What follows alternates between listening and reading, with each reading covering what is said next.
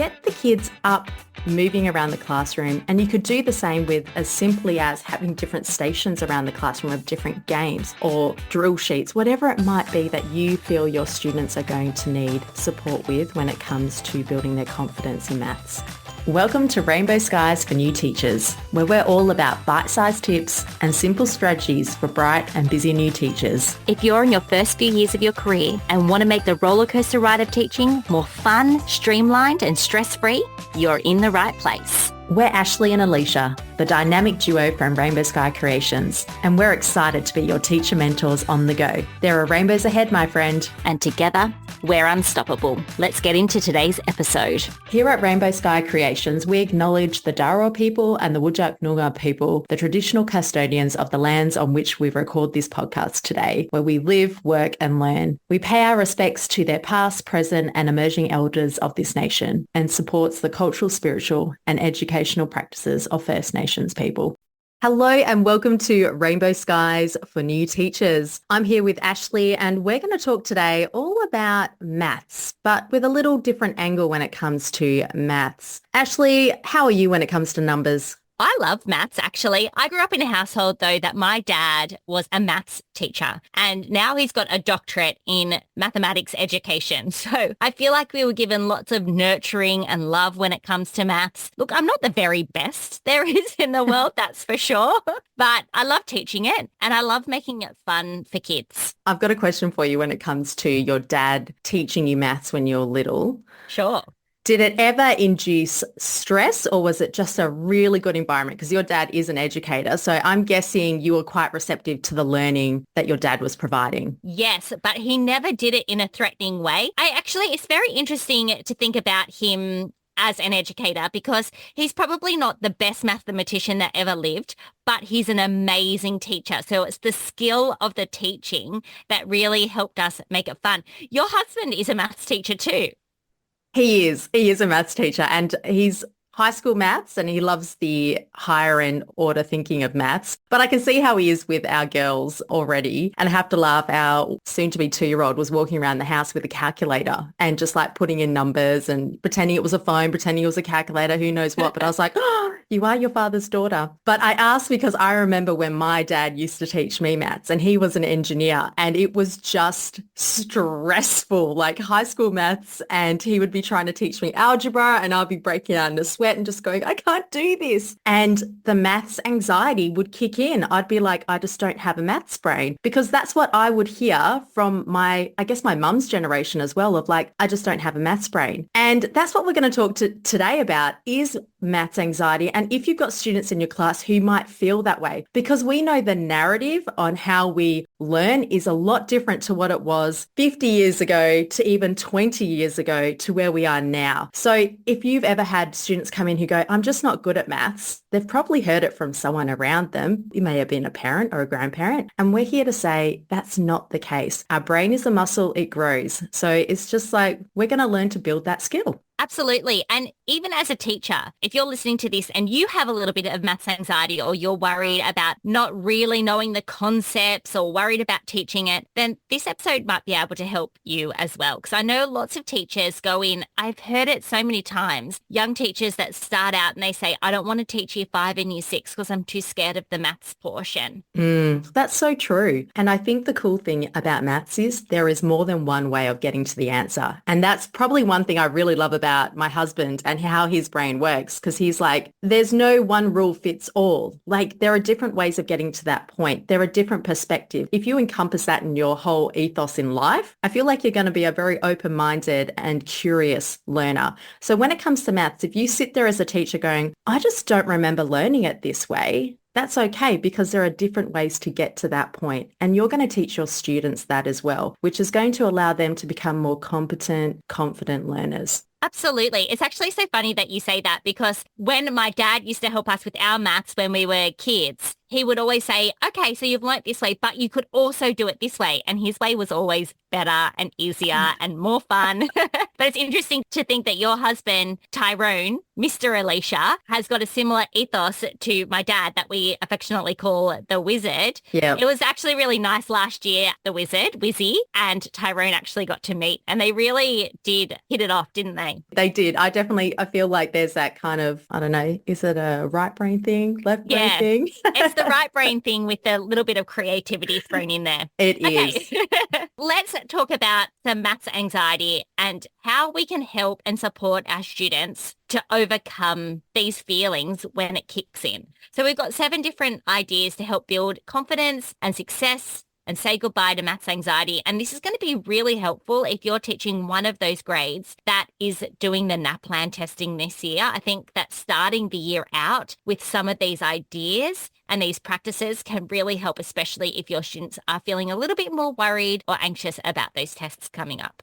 That's right. It's going to set the tone for your classroom. So the first thing we say, if you've got students who feel a bit worried about maths or their confidence isn't super high, start with playing games. Who doesn't love playing games? Well, maybe the highly competitive kids who don't like losing. But if you incorporate games into your learning, you can do this in any subject, but in maths, we find it really receptive and successful for kids. So you get out those dice, you get out your little board games, you get out your cards, you do a whole class game, small group games, pair off. You can even do individual games. It's going to create that fun element where kids kind of sometimes don't even realize that they're learning, and it just takes the stress out of it. I don't know about you, but when things get a little bit hectic at my household, I sometimes go, all right, kids, let's just pull out a game. Like, come on, let's add a bit of playfulness, a bit of fun. And straight away, that's going to stop those stress hormones coursing through their bodies. I'm sure there's some like scientific link with all this and those parts of the brain, but get a game out.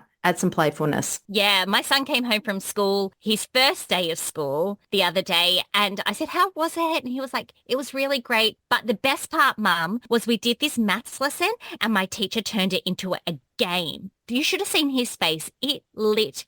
He was so excited. He enjoyed that game, and there would be a future of a year of games with this teacher because he thought it was so fun. So there's loads of different games that you can play. They can be simple. They can be more complicated. We've got a few free games. We've got one where you use cards and you flip over the cards and they're practicing their multiplication skills. So we'll pop that in the show notes. We've also got lots of other games with skip counting and fraction games and place value games. So I'll put a few of those in the show notes if you want to check them out. But really, playing games is going to lead to that confidence and being able to take risks, because that's what mathematics is all about. We were talking about Tyrone and my dad and how they were saying that you can get to different answers in different ways. And there's an element of risk taking in that. There is. And you might have a student who feels super worried about maths. And the great thing with games is it's mixed ability. Like you can just pair them up with someone who's going to kind of hold their hand. That isn't the teacher, but someone who's a peer who can be there to support them, but not really knowing that they're there to support them. Yeah. So I think that's what I love about games. And if you use it as a warm up as well to start your lessons, already you're kind of getting those kids into that mode of like, yeah, I'm ready. Let's go. What else have you got to teach me, miss? Yeah, sometimes those games are the first things that the kids go to when you've got free time or you've got fast finishes. You're like, okay, they already know the games. They're practicing some fluency. So it's kind of a win-win. One thing Alicia and I do like to do to introduce games is sometimes if you've got printable games that you're going to get your students to play is print them out nice and large, like enlarge them on an A3 piece of paper and put them up on your board and play a game teacher versus students. So you're practicing and the kids are learning how to play, but it's just that little fun element and you're modeling it. So that's another way to sort of introduce it without sort of standing up there and having to explain it and having kids tune out, which they inevitably do. Yes. I think you might be showing your age there, Ash, with the A3 principle. You could just flick it on your interactive whiteboard. You could flick it on your interactive whiteboard. Having the counter, moving it around. I posted something on Instagram or TikTok that showed that exact thing of me printing out A3. Yeah. And teachers were just like, mind blown, this is amazing. It got a lot of views. Come back to the early noughties, people. Come back to this era. It's the best. So moving on to that, when you're playing games, the second thing that's going to happen that can help alleviate anxiety is it's going to build your students' fluency. So spending time to build on their number fluidity, so their quick ability to double numbers, near doubles, like adding on, all of those mental math skills that you want to teach your students, start to just make it part of your daily maths routine. So like I knew that when I was in my year 3, 4 classes, timetables was such a big emphasis because we needed them to be good at that to be able to manipulate numbers as they move further into their mathematical journey. The same goes where you just pair it up with their division, where they're crossing over the hundreds marks. So many skills that we want them to be learning with how to manipulate numbers mentally. So if you're playing games and those games as well are building on their fluency, it's a recipe for success. Yeah, a winning combination for sure. I think most of the time, kids and adults alike are turned away from maths because they aren't fluent in those facts. So it's just so much hard thinking after hard thinking. But if they know their friends to 10, so those number bonds or those combinations to 10, and then they know them to 20, then they can use that to know them to 100. And then same with the times tables, all of those things help because then when they're answering questions or working out problems, the hard thinking comes automatically and they just have to focus then on the problem. That's it. Because maths is all about patterns. I think sometimes the worry is that it just doesn't make sense, but it makes sense when you find the pattern. So if you're having those discussions in your class where you're problem solving together, but you're doing that number fluency and you're going, can you see the pattern of the 2 and the 8, the 20 and the 80, the 200 and 800, and they can start to see that pattern. And as the numbers get bigger, they don't get so daunting because they can see there's a pattern and there's a rhythm to it. That's why maths and music, it all interlinks together, like when you have that maths brain, that musical brain as well. So build on their number fluidity and incorporate the fun and the game element of it. There are some really great games out there. We have some for building number fluidity, but then there's also ones out there like, I know it's changed like back in the day, like the shoot the sheriff kind of game where you both put 2 numbers up on the heads and the kids like say the answer and have to work out what number it is. Yes, get out there, have a look what's going with some really great maths games and you will find your kids will love it. Okay, so number 3, and this is Alicia and I thinking about maths interlocking with creativity, but do some maths related crafts. Craft is such a fun way to help children visualize maths concepts. And we were talking about patterns and there's lots of visualization in that as well. But doing craft activities and activities where they're just getting stuck in and manipulating things can be great for the kinesthetic learners in your classroom, but can be really good to make it more tangible as well. So some examples. Absolutely. So you could just keep it really simple with chatterboxes, like they're having to manipulate the paper and fold it up. There's your geometry right there as well, but also they're going to be practicing those number skills. You could be as well, if you're doing things like fractions, you're getting the blocks out, you're getting them to visually make those patterns. Or you could be getting them to cut up shapes. I love as well that kind of craft activity element where if you're delving into like the 3D objects, the 2D objects, you're doing things like tessellations, you're using pattern blocks. Another great one that you've got there, Ash, is your division wheels where you're using paper plates and putting answers underneath and you're putting divide by 2 in the middle and then you put all the numbers like your even numbers around the outside and they spin it around, they flip it under, or they flip the top up and they can see that the answer's underneath. So you can get the students creating different versions of that for their division, for their multiplication, for their number bonds. I think there's kind of an endless possibility. It's just how much you're willing to embrace a little bit of mess in your classroom. Yeah, and a little bit of fun. I know back in the day, a long time ago, we made some little ladybugs and the little dots on the back of the ladybugs the kids were adding together. That is great for little ones, but for older kids, you could get them to times them together, or you could get them to work out subtraction problems or create 2-digit numbers. So the possibilities are endless. And for those kids that are a little bit adverse to maths and they're saying, oh, I don't like it, they don't feel confident in it, but they feel more creative and they like their arts and crafts, this is a really great way to combine both. Absolutely. And the higher up you get, if you're wanting to add that element of craft or that tactileness, it's that adding that high order thinking. They become the problem solvers, the analyzers. You've got a concept where they maybe have to create something, a game, an activity for other students to play. So they're having to incorporate that higher order mathematical thinking. It doesn't need to be like one lesson, it's done, dusted, we move on. It could be like a week project for your upper elementary students as you work through it. I like the fourth one that you have for helping alleviate just those maths worries is you've kind of got it called Write the Room, where you kind of get the students up and moving around the classroom, what we like to call an active worksheet. And that was my made up name a long time ago. And then this is before like teachers were online sharing their ideas. And I would just call it an active worksheet. Like, I mean, the kids were just active around the classroom, but I learnt along the way that teachers over in the US call it Write the Room.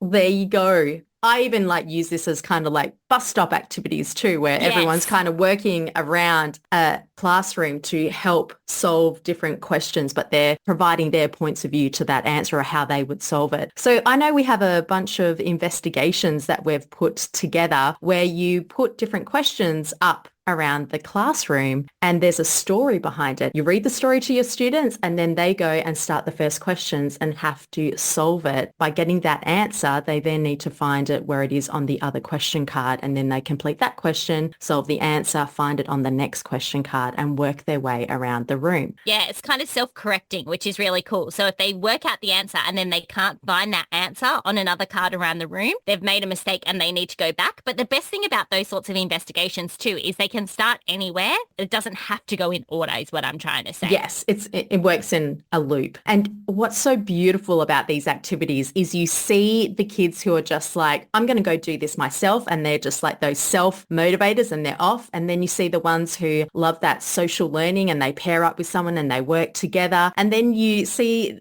those students who feel confident and might see a peer who's struggling, they kind of pair up next to them and they have a small little huddle that are all working around the classroom. So it's just a really great way of as well bringing that classroom community that help alleviating that stresses of maths and incorporating that element of it being fun. But we're here to support each other. Like if you don't know the answer, there is always a solution or it's fixable, as we like to say lately in our household. So get the kids up moving around the classroom. And you could do the same with as simply as having different stations around the classroom of different games or drill sheets, whatever it might be that you feel your students are going to need support with when it comes to building their confidence in maths. Yeah, they can even just walk around with the whiteboard too. It doesn't have to have a formal element of recording if you don't want it to. Another thing we were talking about a bit earlier is if you do have one of those grades that's doing NAPLAN and it can be really boring to practice the questions, but it's also good to give the kids exposure to the questions, is cut up some of those old tests and put them around.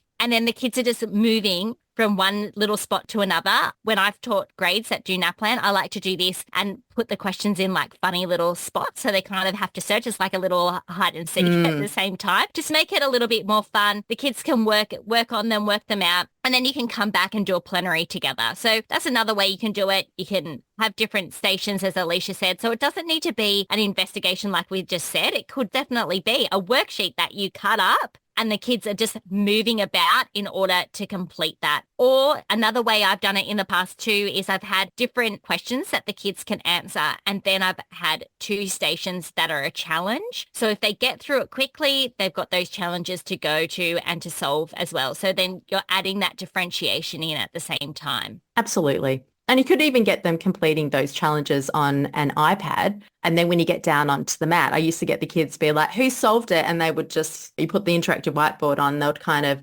screen share. And you'd be like, oh, look at Ashley's screen. This is how she's done this problem. And then it might lead to another student going, oh, I did that, but I also tried something different. And it gets that discussion happening. And I've heard about the favorite no, where you get the students' answers up that completely did it incorrect. And it's like, this is my favorite no, because everyone's got this misconception. So how can we solve it together? So it allows that discussion of like, mistakes are okay. It helps us become better learners. And I think there's something so valuable in slowing down when it comes to the learning elements and taking the time to have these discussions with your students, whether they're in year 1 or year 6. You're going to find those discussions are so much more powerful because it's kind of the students taking the lead on how they've solved something and sharing their thinking, and then other students start inputting their responses. So give it a try. Get things up around the classroom and get kids sharing what they've done when it comes to their learning. Okay, so number 5 is creating a low pressure environment. So this is where our growth mindset strategies come into play, and we are really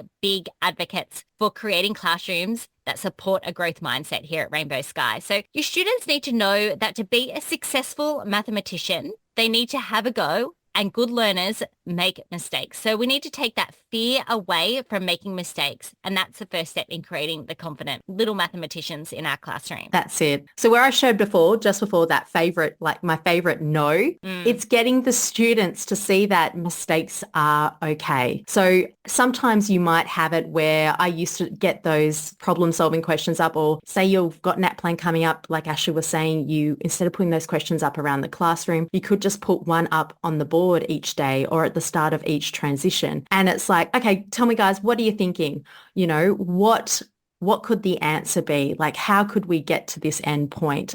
And you're getting the students, and I would have them all on the mat with their little whiteboards, and everybody's contributing. It's not like kids are putting their hands up and sharing their thoughts. Everyone's getting down, writing it on the board, sharing their thinking. And then you could even get them up and going, oh, who got something very similar? Like, hold your boards up. I used to do that a lot in the classroom, and it just takes that pressure off. If everyone's kind of thinking and contributing, and it's not like spotlight on, oh, you know, what's Alicia doing over there? What's Ashley doing over there? It's just like we're all contributing and giving it a go. So I think whenever you have those students and they're saying, I can't do it, just hit back with yet. I honestly just put yet on the back of their sentences of like, you know, this is too hard at the moment. We're going to get there. So just switching that mindset. And I think sometimes it's really refreshing to do it as a teacher because you probably need it as well. And I know I'm absolutely guilty of it still to this day. So when I'm saying it to my little ones, I'm kind of reiterating it back to myself and changing my muscle memory when it comes to how I approach challenges or obstacles.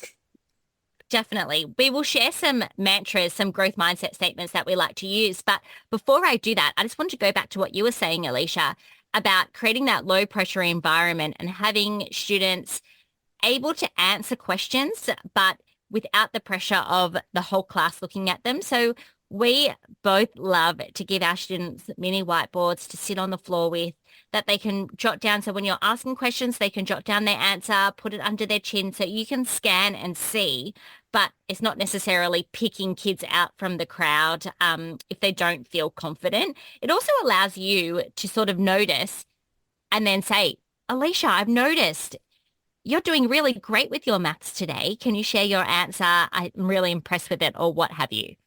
Yes.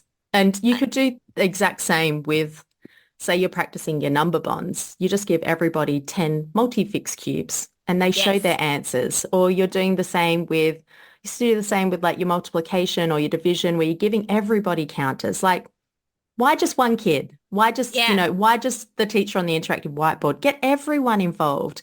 And you will see the kids who might be like, oh, I've totally got this, miss. And they digress, but they do something that's a little bit like, whoa, that's pretty cool.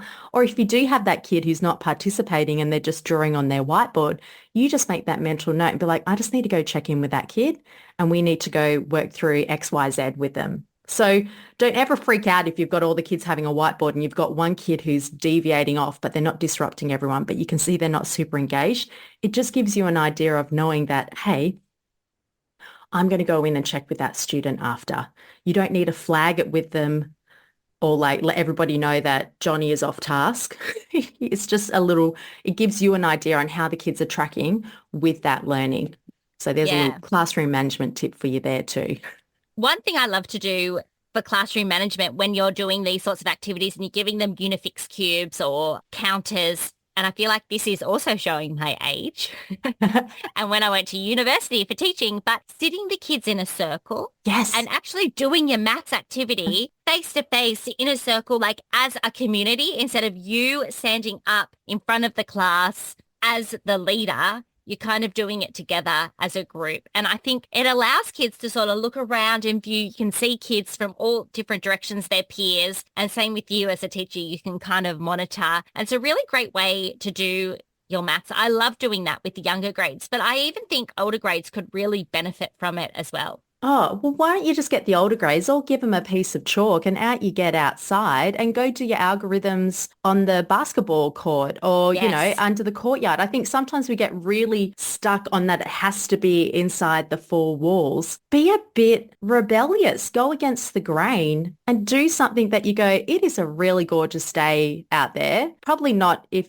we're recording this today in Perth on a 41-degree day. I wouldn't probably be doing that, but but it's like, just think a little bit outside the box. Like one, it's going to get your brain more refreshed and learning with a changed environment, and it's going to have the exact same effect on your students. So with that in mind, leading in from that growth mindset and low pressure, have we talked about number 6, the offering the emotional support and encouragement? Is that what we're talking about now? I've lost track, Ash. I think we are, but let's just go back because we were going to give it some growth mindset statements that you could use in your maths lessons. And I feel like these would be really, really helpful. So let's just do a quick fire of some of these statements that we use in our classrooms, Alicia, and then we'll move on. Okay, so one I love is I can do hard things. One my 3-year-old loves at the moment. She goes, I am capable. Mistakes are okay. I can't do it yet. Throw that at the end. And no, I can't. Yes, I can. A little bit like the engine that could.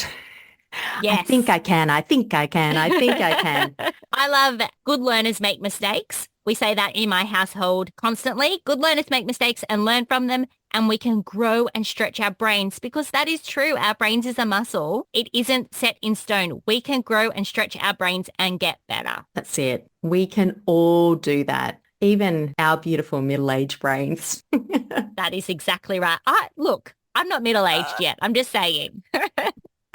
You're on the precipice, but it's good. It's good fun. It's good fun on this side of the coin. Now, the last thing that is going to be so beneficial to building your competent mathematicians who aren't going to be super stressed when they get exposed to a question is building their mathematical language. When it comes to tests like NAPLAN and those standardized tests that a lot of teachers aren't big fans of, is when we look at their maths, we realize they're actually good mathematicians. It's the language behind it that they've got confused on. So it's that comprehension element. So if in your classroom, you've got a space where you're using that mathematical language, that you're exposing them to all the different ways we can hear the word addition, sum, equal to, there's so many more. But when you look at those, I would be always starting with those 4 number operations and looking at the different words that addition, subtraction, multiplication and division can mean if we look at a question in a test book or just any form of question that's presented to them by a teacher or student. Yeah. Do fun little activities. I always love to do an activity where the kids brainstorm the different words, or I give them words and they have to work out if they're a subtraction word, a division word, a multiplication word. We've got a few different activities around that too that you can get the kids to actually work together. So we'll pop those in the show notes. But really getting them familiar with that language is going to help them understand exactly what they need to do. And most of the time, they know how to do that. It's just the language that trips them up. Yeah, that's it. Like we've got activities that are linked with craft. We've got an activity that you can link with an active worksheet and get everyone working around the room. So it's going to be a discussion or part of your teaching every week, right up until their last day with you. You're exposing them to different language, to words, to vocabulary. That should be a really important part of your teaching when you're looking at all subject areas, that you're incorporating the celebration and diversity of vocabulary and the etymology, how words are made. There's a pattern behind why that word is the way that it is, surprisingly, when it comes to language. Yeah. I was just thinking when you were talking, wouldn't it be fun if you were teaching one of those NAPLAN grades and you could get all the different words that they may come across, put them around the room, and then the kids have to find the words and maybe sort them out in their workbook or something like that. That could be a really fun way to sort of get them moving around, doing that active maths lesson, but also exposing them to words and creating that discussion with each other about different words. Like, oh, difference. Have you heard difference? Or what about total? What does that mean when it comes to maths problems? That could be really fun. And the thing I would always be doing is I'd be pulling out one of those questions and would get our highlighters and would be highlighting the word, would be circling the numbers, creating that for your students of going, you can actually do that in your workbook. When you're reading a question, circle those numbers, highlight those key words that are telling us difference, increase, decrease, multiply, whatever it might be. And that's going to kind of bring it out of the text and make you be able to focus in on what is important and get rid of all the other little bits of fluff. Absolutely. The last little tip that we're going to throw in is really related to maths anxiety around tests, in particularly NAPLAN if you're an Aussie teacher, and that is forewarned is forearmed. So make sure the students know what's coming. It allows them to be prepared. Whenever I take my kids to the doctor, this is a bit of a side note, for their vaccinations, the doctor always whispers, do they know why they're here? And I always say, yes, they know they're getting a needle. Like, I'm not going to bring them to the doctor and then throw this at them. I'm going to prepare them. And I know that some people would say, but they're not going to want to go. Well, it's part of life. They need to go. But what I don't want is every time we go to the doctor, they're scared I'm going to throw a needle at them if they just need to get their ears checked or something else. So, and I think this is exactly the same when it comes to big tests like NAPLAN that they may be feeling worried or nervous about. So talk about the feelings. Validation can go so far. I know as adults, it can go far for us. So it's the same with our kids. Talk about what the day's going to look like, what the classroom might look like, the layout of the tables, what materials that they're going to need, how you are going to be there to support them. I think that is a big one too. Letting them know that they're not alone in this. You're going to be there, or another adult that they know from the school will be there to help them through it. If they have questions, can they go to the toilet? Yes, you can go to the toilet if you need to. All of those sorts of little worries or concerns that they might have. That's it. And at the end, celebrate that they've showed stamina, that they've showed independence, that they've showed grit. It could be that you all kind of leave for recess a little bit early, or you get out the bubbles and you blow bubbles and you go and pop them, or you go have a little play on the playground and get some of that nervous energy out. And you could even, do those sort of things of having a little pep talk to start with. And if you go, all right, we're going to be sitting down for 45 minutes. So first we're just going to go outside. We're going to play a quick little game and then we're going to come in and focus. So just getting that nervous energy out, but being there to know that you're their emotional support. And at the end of the day, if they're showing that they have just given their best and they've tried, that's a celebration. It doesn't matter what the end result is. On that day, if they've shown up and they've given it a go, it's been a successful day. Yeah. We always say that NAPLAN is one little snapshot, but there's so many things that are very important in life that NAPLAN doesn't test. It doesn't test kindness. It doesn't test your students' growth mindset skills.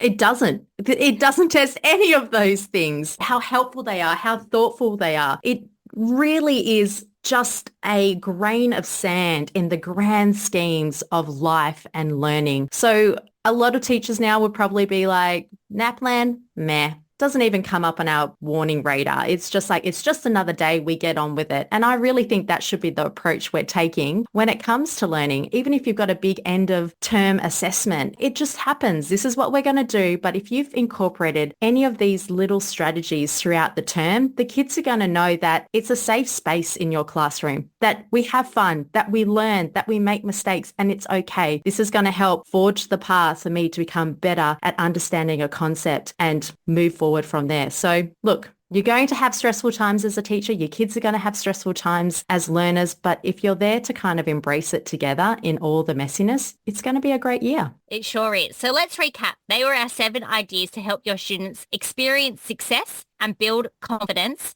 in maths and say goodbye to that maths anxiety. So we had play games, dedicate time to fluency, include maths related crafts in your classroom, do a write the room or an active worksheet where things are up around the classroom for them to complete. Create a low pressure environment, particularly using those growth mindset statements that we spoke about. Offer emotional support and encouragement. Be familiar with the language and explicitly teach that language so the students feel comfortable with it. And finally, forewarned is forearmed when it comes to big tests such as NAPLAN. That's it. Those 8 core little steps, if you incorporate them into your maths learning, you're going to have really happy students who want to learn. And that's going to lead to their confidence, competence, and them being able to embrace all challenges. So if you are looking for some fun games to incorporate into your classroom, we've got some multiplication fluency games that we've linked in the show notes. We've also got a really great fun write the room activity for division fluency set up as a bus stop activity. So that's a really great one to see what your students know when it comes to division and how great they are at seeing patterns and manipulating numbers. We'll make sure that those links and anything else that we've spoken about today are in the show notes as always. Make sure you scroll down. It has resources